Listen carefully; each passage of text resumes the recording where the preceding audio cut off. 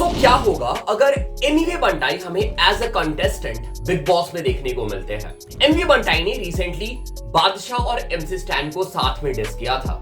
मान लो अगर ऐसा होता है कि बादशाह और एमसी स्टैन दोनों साथ में कोलैबोरेशन डिस ट्रैक निकालते हैं एमवी बंटाई के लिए, तो वो डिस ट्रैक कैसा होगा। अगर एमसी स्टैन कभी बिग बॉस में गए ही नहीं होते तो उनका करियर कैसा होता और ये उनके करियर पे किस तरह से इंपैक्ट करता। व्हाट इफ कोई बड़ी डीएचएच लेबल जैसे कि कलमकार मुझे ऑफर करती है या फिर मुझे साइन करना चाहती हो।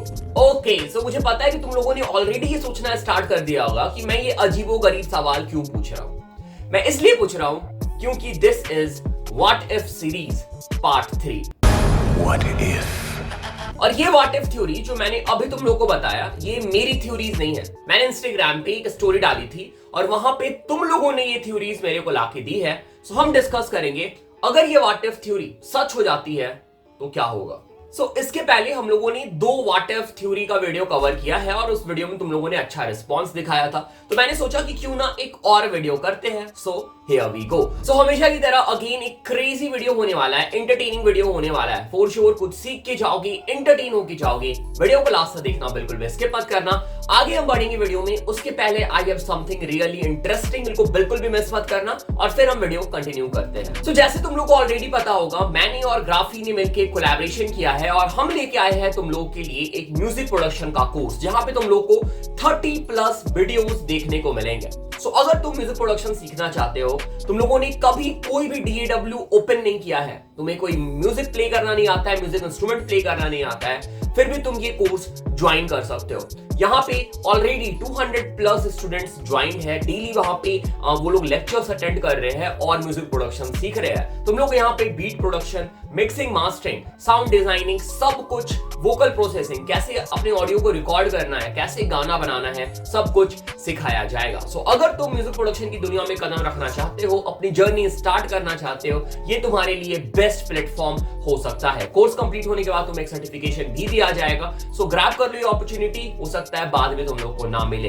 इस कोर्स का प्राइस है 1999 रुपीज, बट फिलहाल ये कोर्स तुम लोग को सिर्फ 999 रुपीज में मिल जाएगा। लिंक डिस्क्रिप्शन में एक बार चेक करना, कोर्स जरूर से ज्वाइन करना और see you in the course.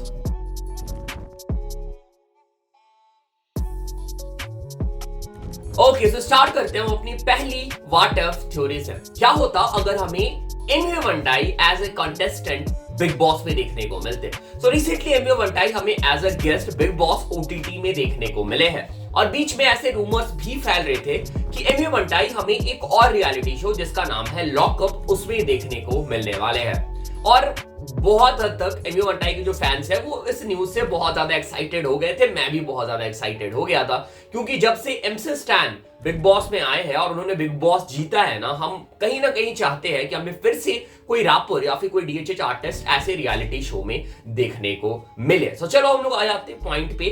क्या होगा अगर एमवी बंटाई बिग बॉस में एज ए कंटेस्टेंट जाएंगे? क्या वो वही चीज रिपीट कर पाएंगे जो MC स्टैन ने किया था? मतलब क्या वो बिग बॉस जीत पाएंगे? और इसका जवाब मेरे हिसाब से है हाँ, बिल्कुल। जैसे MC स्टैन ने बिग बॉस जीता था, एमवी बंटाई भी बिग बॉस जीत सकते हैं। और ये इसलिए पॉसिबल हो सकता है क्योंकि देखो, एमवी बंटाई की पहले से बहुत बड़ी फैन बेस है। मोस्टली अगर हम बिग बॉस OTT को साइड में रख दें, क्योंकि अभी करंटली बिग बॉस OTT में हमें इन्फ्लुएंसर्स देखने को मिल रहे हैं जिनकी पहले से फैन बेस है। मोस्टली जो लोग बिग बॉस में आते हैं उनकी हाइप बहुत ही डेड हो चुकी है या फिर उनकी करियर की जो पीक होती है ना वो खत्म हो जाती है। मतलब उनकी जो फैन बेस है ना वो ऑलमोस्ट डेड हो गई है। लोगों को उनके बारे में पता नहीं है, लोग उनके बारे में ज्यादा जानते नहीं है। हाँ, एक टाइम पे वो बहुत पॉपुलर थे बट अब उनकी हाइप उतनी नहीं रही है। ऐसे लोग ही हमें बिग बॉस में देखने को मिलते हैं। और जब भी कोई ऐसा कंटेस्टेंट बिग बॉस में जाता है जो अपने करियर की पीक में चल रहा है, उसके पास ऑलरेडी एडवांटेज होता है, जैसा MC स्टैन के पास था। और ऐसा भी नहीं है कि कोई भी कंटेस्टेंट सिर्फ अपने प्री फैन बेस या फिर जो उनके पास पहले से फैन बेस है उससे बिग बॉस जीत सकता है। अगर हम अगेन यहाँ पे MC स्टैन एग्जांपल ले तो MC स्टैन के पास अप्रॉक्स 2 मिलियन फॉलोअर्स थे जब वो बिग बॉस में गए थे। पर बिग बॉस करने के बाद, बिग बॉस में रहने के बाद उनके फॉलोअर्स इवन 10 मिलियन क्रॉस हो गए। और यही चीज आई थिंक एमवे बंटाई के साथ भी होगा। एमवे बंटाई एमसी स्टैन की फैन बेस बहुत हद तक सिमिलर है। जिन लोगों ने एमसी स्टैन को सपोर्ट किया था वही लोग एमवी को भी सपोर्ट करेंगे और चांसेस है कि एमवे बंटाई भी बिग बॉस का सीजन जिसमें वो जाएंगे वो जीत सकते हैं। ठीक है, अगेन बहुत सारी चीज मैटर करती है कि उस सीजन में और कौन कंटेस्टेंट आते हैं, तो कंपटीशन कौन होता है, बट बहुत ज्यादा चांसेस है कि अगर एमवे बंटाई भी जाते हैं तो डीएचएच से उनको उतना ही सपोर्ट मिलेगा। उनकी भी एक बहुत बड़ी फैन बेस है और वो अपने फैन बेस को भी एमसी स्टैन की तरह ही इंक्रीज कर पाएंगे और लोगों से सपोर्ट अचीव कर लेंगे, जैसा उनका नेचर है, जैसा उनका बिहेवियर है। सो यस, बहुत ज्यादा चांसेस है कि अगर एमवे बंटाई बिग बॉस में जाते हैं तो वो बिग बॉस जीत सकते हैं, बट ऐसा होगा नहीं क्योंकि एमवे बंटाई ने खुद बोला है कि वो कभी रियलिटी शो में पार्टिसिपेट नहीं करेंगे। देखो, पिछले 3 साल से 2 साल से बिग बॉस के घर पे बुलाए जा रहे हैं ऐसा नहीं कि मुझे नहीं बुलाया, मुझे बुलाते गए बिग बॉस के घर पे। और बस वो मेरा एक चॉइस है, मैं नहीं जाना चाहता हूँ बिग बॉस के घर के अंदर एज अ कंटेस्टेंट।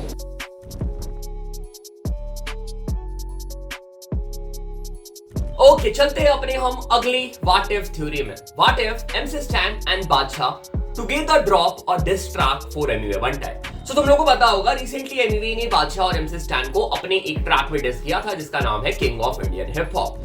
इसके बाद से हमें दोनों रैपर्स के साइड से थोड़े बहुत रिस्पॉन्सेस देखने को मिले हैं। एमसी स्टैन ने इंस्टाग्राम पे शॉट्स लिया था, बादशाह ने भी अपने रीसेंट कमर्शियल ट्रैक में थोड़े बहुत शॉट्स लिए हैं एमवे बंटाई के ऊपर। पर क्या होगा अगर एमसी स्टैन और बादशाह दोनों कोलैब करते हैं और एक full fledged diss track drop कर देते हैं एमवे बंटाई के लिए? क्या ये डिस ट्रैक बहुत ज्यादा हार्ड होगा? क्या एमवे बंटाई इसका रिप्लाई नहीं कर पाएंगे? चलो जानते हैं। मैं तुम लोगों को यहाँ पे एक ट्रैक का एग्जांपल देता हूँ जिसमें एग्जैक्टली ये हो रखा है। इस ट्रैक का नाम है क्वारंटाइन। सो क्वारंटाइन में यंगस्टर्स और कृष्णा ने सबलिमिनल्स या फिर शॉट्स लिए थे चेनके के ऊपर। हम उसे फुल फ्लेजेड डिस ट्रैक नहीं बुला सकते हैं। और जब भी कोई दो रैपर कोलैब करके डिस निकालेंगे ना तो वो फुल फ्लेजेड डिस ट्रैक नहीं होगा। मेरे हिसाब से वो एक सबलिमिनल या फिर उसमें हमें कुछ शॉट्स देखने को मिलेंगे। क्योंकि देखो बात ऐसी है ना कि डीएचएच या फिर हिप हॉप बहुत ही कॉम्पिटिटिव स्पोर्ट्स है। अगर कोई दो रैपर मिलके डिस करते हैं ना तो कहीं ना कहीं वो ये प्रूव कर रहे हैं कि वो सिंगल अकेले कैपेबल नहीं है किसी को रिप्लाई करने के लिए। ठीक है, और ये अगले रैपर या फिर उनकी जो अपोनेंट है उनके लिए एक अपर हैंड हो जाएगा कि भाई मैं इतना स्ट्रांग हूं कि मुझे दो रैपर ने मिलके डिस किया है। सो मेरे हिसाब से ये कभी पॉसिबल होगा नहीं कि बादशाह और स्टैन साथ में मिलके डिस करेंगे। और अगर ये दोनों साथ में मिलके कोई ट्रैक निकालते हैं तो वो एक सबलिमिनल डिस ट्रैक होगा, ना कि full fledged diss track. But still अगर तुम लोगों ने पूछा है कि अगर क्या होगा अगर दोनों डिस ट्रैक निकालेंगे तो मुझे लगता है कि हाँ एक अच्छा खासा डिस ट्रैक हो सकता है। But I think Amway Bantai can still handle that diss track क्योंकि एमवे ने अभी कृष्णा के साथ बीफ किया था और हम लोगों ने देखा था कि वो किस लेवल तक जा सकते हैं। और अगर हम लोग बात करें स्टैन और बादशाह की तो वो कृष्णा के लेवल पे उनका डिस गेम तो नहीं है मेरे हिसाब से। एमसी स्टैन ने तो फुल फ्लेजेड डिस ट्रैक में पार्टिसिपेट भी किया है, अपनी कैपेबिलिटी थोड़ी बहुत दिखाई है, पर बादशाह के साइड से अभी तक हमें देखने को मिला ही नहीं है कि बादशाह डिस ट्रैक में कैसा परफॉर्म करते हैं। सो आई थिंक दोनों साथ में मिलकर भी आउट परफॉर्म नहीं कर पाएंगे एमवे बंटाई को मेरे हिसाब से।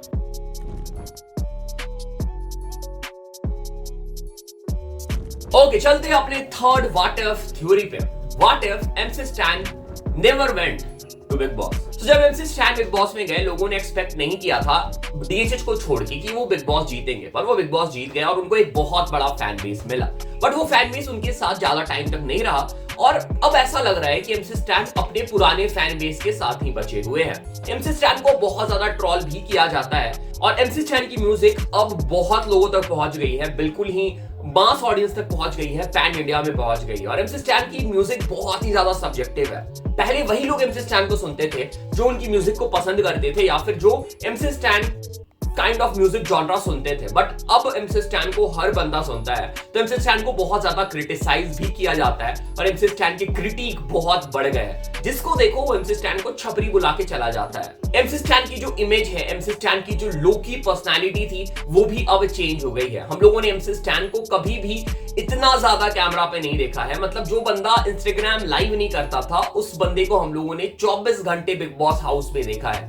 एमसी स्टैन ने एक तरह से अपनी पर्सनालिटी बिल्कुल ही रिवील कर दी बिग बॉस के थ्रू। और अगर ये सब चीजें नहीं होती या फिर एमसी स्टैन बिग बॉस पे नहीं जाते ना तो एमसी स्टैन ने जो अपना एक गैंगस्टर पर्सोना क्रिएट किया था, एमसी स्टैन ने जो अपने अराउंड एक वाइब सेट कर ली थी कि एमसी स्टैन ऐसे है, लोग उस बात पे बिलीव करते। और एमसी स्टैन की सॉफ्ट साइड, एमसी स्टैन की जो रियल साइड है या फिर एमसी स्टैन की जो नॉर्मल ह्यूमन नेचर है वो नहीं देख पाते, ठीक है। देखो एमसी स्टैन में इंसान है, वो भी रोते हैं, उनका भी हार्ट ब्रेक होता है, वो भी इमोशनल होते हैं, ठीक है। बट ये सब चीजें हम लोगों ने कभी कैमरा पे नहीं देखी थी और बिग बॉस में हम लोगों ने ये चीजें कैमरा में देख लिया, ठीक है। तो इन सब चीजों की वजह से कहीं ना कहीं इम्पैक्ट आया है एमसी स्टैन के फैंस पे, या फिर उनके जो हम उनके पर्सनालिटी को लेके सोचते थे उसके ऊपर। तो ये सब चीजें हमारे दिमाग में कभी नहीं आती। फ्यूचर में एमसी स्टैन हमें कुछ कमर्शियल गाने करते हुए देखने को मिल सकते हैं, हो सकता है बॉलीवुड में उनका ट्रैक देखने को मिले, जो कि बिल्कुल भी नहीं होता अगर वो बिग बॉस में नहीं जाते। तो अगर वो बिग बॉस में नहीं जाते तो एमसी स्टैन का एक लॉयल फैन बेस होता, ठीक है। और हाँ डेफिनेटली वो डीएचएच में फिर भी one of the most hyped artist होते, बट डीएचएच के बाहर उनकी बहुत ही मिनिमल या फिर ना के बराबर फैन बेस होती, जो कि अभी कुछ हद तक चेंज हो चुकी है।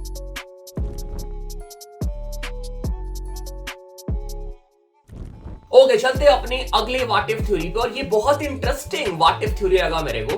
व्हाट इफ कलमकार और any other music label, any other DHH label offers Rapbot to join them. So ये थ्योरी में ज्यादा लंबा नहीं खींचने वाला। अगर ऐसा होगा, कोई लेबल या फिर कोई क्या बोलते हैं डीएचएच लेबल मुझे ऑफर करेगी साइन करने के लिए, ठीक है, तो डिपेंड करता है। देखो अगर वो एज ए आर्टिस्ट करती है, ठीक है, तो भाई तो डिफरेंट बात है, तो मैं सोच भी सकता हूं। But as a content creator अगर वो मेरे को साइन करना चाहते हैं, ठीक है, बिना रिवील किए हुए कि भाई मैं उनके अंदर साइन हूं और मुझे उनके लेवल को पुश करना है, तो मैं बिल्कुल ज्वाइन नहीं करता। क्योंकि पहली चीज मैं अपने कंटेंट के साथ ट्रू नहीं रहता, ठीक है, और दूसरी बात है कि वो पेमेंट नहीं कर पाते मेरे को जितना मैं YouTube से कमा रहा हूं या फिर जितना मैं अपना खुद का कंटेंट बना के कमाता हूं, ठीक है। तुम्हें ऑलरेडी पता है कलमकार की क्या हालत है, वो अपने आर्टिस्ट को पे नहीं कर पाते, तो भाई मेरे को कैसे पे करेंगे। तो भाई मैं इंडिपेंडेंट, मैं जो कर रहा हूं मैं उसी में खुश हूं, ठीक है। कोई भी म्यूजिक लेवल या फिर कोई भी लेवल आई थिंक मुझे लगता नहीं कि वो उतना पे कर पाएंगे जितना मैं खुद के दम पे खुद काम करके कमा लेता हूँ। सो नहीं भाई, मैं नहीं जाना चाहूंगा, मैं खुद ही काम कर रहा हूँ, जो कर रहा हूँ मैं उसी में खुश हूँ।